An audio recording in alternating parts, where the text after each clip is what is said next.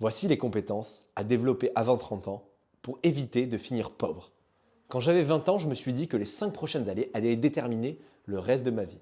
Et que du coup, les compétences, les habitudes que j'allais développer, ça allait impacter fortement toutes les autres années, tous les autres domaines de ma vie.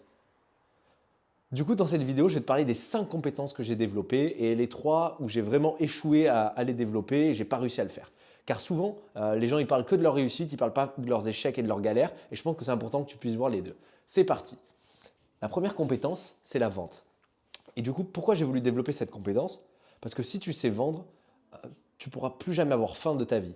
C'est-à-dire que peu importe demain ce qui se passe, si mon entreprise fait faillite, si je perds tout, je sais que j'ai cette compétence et ça veut dire que je peux prendre un produit, un service qui existe déjà et je peux trouver des clients pour ce service ou ce produit. Et cette compétence me permet de me garantir que quoi qu'il arrive, j'aurai un job qui me rapporte plusieurs milliers d'euros, peut-être plusieurs dizaines de milliers d'euros selon dans quel pays je bosse.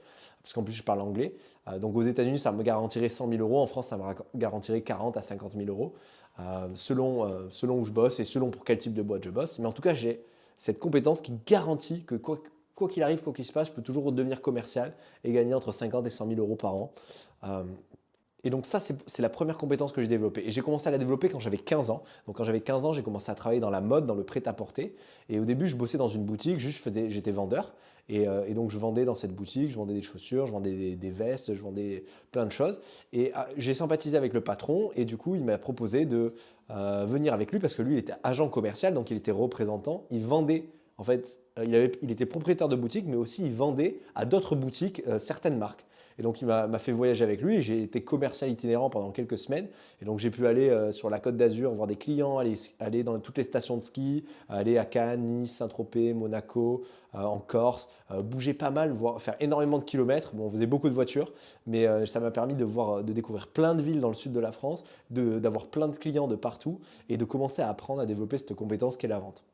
Et au cours des dernières années, j'ai monté plein de business en ligne et donc j'ai fait des centaines, je pense que j'ai compté la dernière fois, je crois que j'ai fait plus de 1000 appels de vente pour vendre du coaching, de la formation, de l'accompagnement. Et donc tous ces appels-là m'ont aussi permis de pratiquer, d'apprendre à lever les objections, d'apprendre en fait, à aider une personne à se décider. Parce que c'est ça la vente aujourd'hui. C'est pas de donner un produit à quelqu'un qui n'en a pas besoin et on dit on pourrait vendre de la glace à des Esquimaux. Moi, je leur vendrais plutôt des doudounes. Moi, les Esquimaux, je leur vendrais plutôt des doudounes ou un système pour se réchauffer. Parce qu'en fait, la vente, c'est de vendre. Il y a un besoin, une personne a un besoin et tu vas l'aider à découvrir son besoin, tu vas l'aider à mieux comprendre son besoin, à mieux comprendre ses objectifs aussi et tu vas lui proposer une solution qui et souvent qui va l'aider à résoudre son problème. Donc la vente, c'est vraiment servir les gens, c'est vraiment les aider, c'est les coacher pour prendre une décision.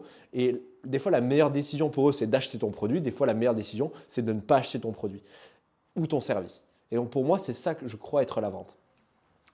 Ensuite, la deuxième compétence que j'ai développée, c'est créer des offres. Et ça m'a mis du temps, tu vois, ça m'a mis quelques années avant de développer cette compétence, mais créer des offres irrésistibles. Et le jour où j'ai lu le livre d'Alex Hormozy, que je l'ai mis en place, 100 Million Offer, que je t'invite à lire, j'ai créé une offre et je suis passé de 2-3 000 euros à stagner avec mon business à faire mon premier mois à 20 000 euros de chiffre d'affaires. Et pourquoi? Parce que j'ai compris comment présenter une offre, je savais déjà vendre, mais j'ai compris comment présenter une offre. Et du coup, ça a fait que les gens en face de moi, ils avaient envie d'acheter. Ils se disaient, mais il est complètement con de m'offrir ce truc-là. Ça a l'air génial, ça a l'air incroyable. C'est pas cher par rapport à ce qu'il me propose. Et donc, les gens, ils fonçaient. Et donc, ça m'a permis de mettre beaucoup moins de pression sur la partie vente. Et en fait, j'ai commencé à développer des compétences en marketing, justement. Créer des offres, c'est une compétence qui est essentielle parce qu'avec une bonne offre, c'est beaucoup plus facile de vendre. Ensuite, la troisième compétence que j'ai développée, c'est la prospection. C'est-à-dire, ok, c'est bien beau de savoir de vendre, c'est bien beau de créer des super offres, mais si tu n'as personne à qui présenter ces offres, bah, tu vas avoir la dalle. Et donc, moi, j'ai appris à générer des prospects et donc à envoyer des messages de prospection, à générer des conversations.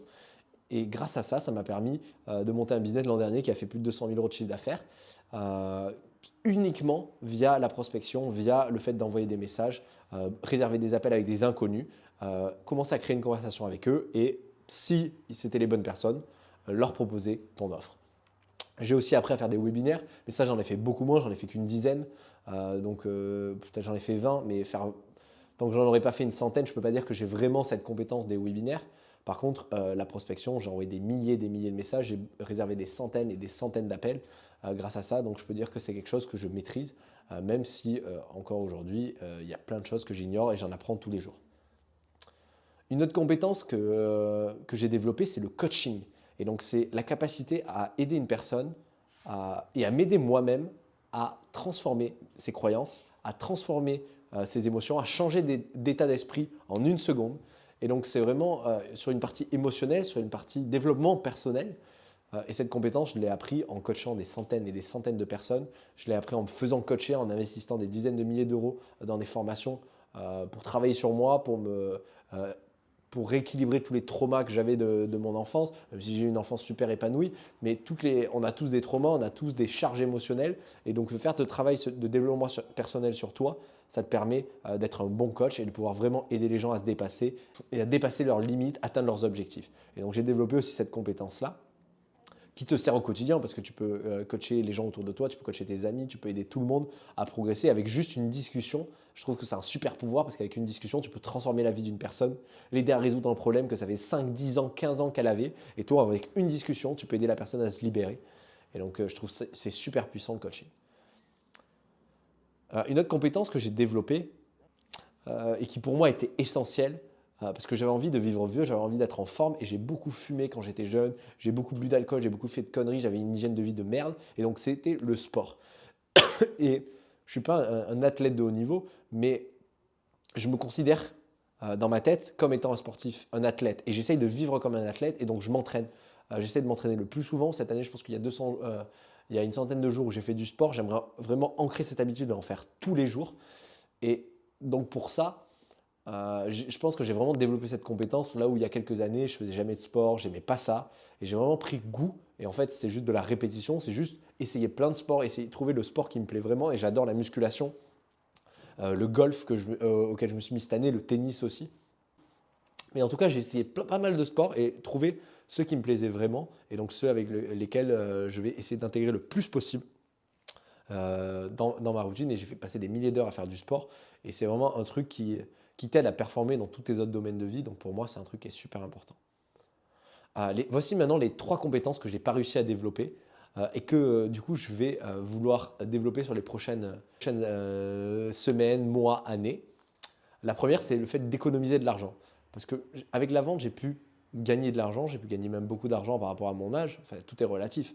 Il y a des gens qui, à mon âge, ils gagnent des dizaines de millions. Mais en tout cas, par rapport à la moyenne des jeunes de mon âge, j'ai réussi à gagner beaucoup d'argent. Par contre, je n'ai pas développé la compétence d'économiser cet argent, d'investir cet argent. Et tout l'argent que j'ai gagné, je l'ai toujours réinvesti dans des coachings, dans des formations, dans des masterminds pour apprendre, pour développer plus de compétences comme la vente, comme faire des offres, comme la prospection. Et donc, j'ai réinvesti dans mes compétences et je pense que c'est un super investissement. Mais du coup, je n'ai pas appris à juste prendre une partie de cet argent, le mettre de côté et avoir une sécurité si aujourd'hui j'ai pas beaucoup d'argent de côté. Donc, si aujourd'hui j'ai une merde, si j'ai un truc qui ne marche pas dans le business, je n'ai pas ce filet de sécurité qui, je pense, est super important parce que tu peux gagner des millions si tu dépenses tout et que tu claques tout. Ça ne sert à rien, entre guillemets. Donc, il y a cette compétence générer de l'argent, mais il y a aussi la compétence de garder de l'argent, d'arriver à en mettre de côté, d'arriver à se constituer une situation financière. Et ça, je n'ai pas encore développé cette compétence. Mais du coup, je vais m'engager à cette année à vraiment mettre de côté une partie de mes revenus. Parce qu'au plus, c'est bien d'augmenter ses revenus, mais si je les augmente, mais que jamais je mets en place cette habitude de mettre de côté et d'investir, bah, je serai toujours en insécurité financière. La deuxième compétence que j'ai vraiment envie de développer, du coup, c'est la musculation et de vraiment apprendre à pouvoir faire grossir mes muscles, à gérer mon poids, à gérer ma masse graisseuse et vraiment avoir un contrôle sur mon corps parce que j'ai envie de performer et j'ai envie aussi de me sentir bien dans mon corps et j'ai envie de prendre un peu plus de masse et en même temps de perdre de la graisse.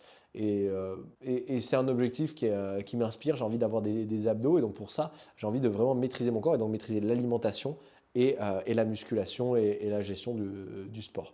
Et donc pour ça, il faudrait que j'en fasse tous les jours et c'est ce que je suis en train de mettre en place. Une autre compétence que je n'ai pas encore développée, c'est la création de contenu. Et c'est pour ça que j'ai lancé cette chaîne YouTube, que j'ai publié plus d'une centaine de vidéos cette année, parce que je me suis rendu compte que ce qui me bloquait sur mon ancien business, qui faisait que je stagnais avec mes associés, on stagnait à 30-40 000, c'était le marketing. C'est qu'on n'avait pas de communauté, on ne créait pas assez de contenu, et donc on n'arrivait pas à créer une audience, à créer de l'engouement et à générer des personnes intéressées par ce qu'on faisait, autre que par la prospection, par la vente. Et donc, on maîtrise bien la prospection et la vente, je maîtrise bien ça, mais là, j'ai envie de maîtriser la création de contenu parce que je sais le pouvoir de créer une audience. Ben, ça veut dire que tu peux aider déjà des milliers et des millions de personnes tous les jours. Tu as ton propre média, donc tu peux communiquer avec les gens, tu peux les aider à avancer, tu peux leur apporter énormément de valeur et en plus, pour ton business, ben, ça fait que tu n'as jamais de problème. En tout cas, si tu veux avoir des clients, tu vois, je vois des gens qui ont, 1 million, qui ont des audiences d'1 million de personnes, de 100 millions d'abonnés sur YouTube et qui construisent des business juste avec ça. Donc ça veut dire qu'ils ne maîtrisent pas les compétences de vente, ils ne maîtrisent pas forcément les compétences pour créer des offres irrésistibles. Ils n'ont pas toutes ces compétences-là, mais par contre, ils ont juste une grosse audience et donc ça leur permet d'avoir énormément de prospects et de faire énormément d'erreurs sur ces autres compétences. Donc je me dis, avec les compétences que j'ai, si je maîtrise la création de contenu et aussi la publicité payante, ces deux compétences-là qui sont du marketing, c'est ce qui va me permettre d'aller chercher mon million d'euros de chiffre d'affaires cette année et 10 millions de CA dans les années suivantes pour construire un business à 100 millions dans les 5 à 7 prochaines années.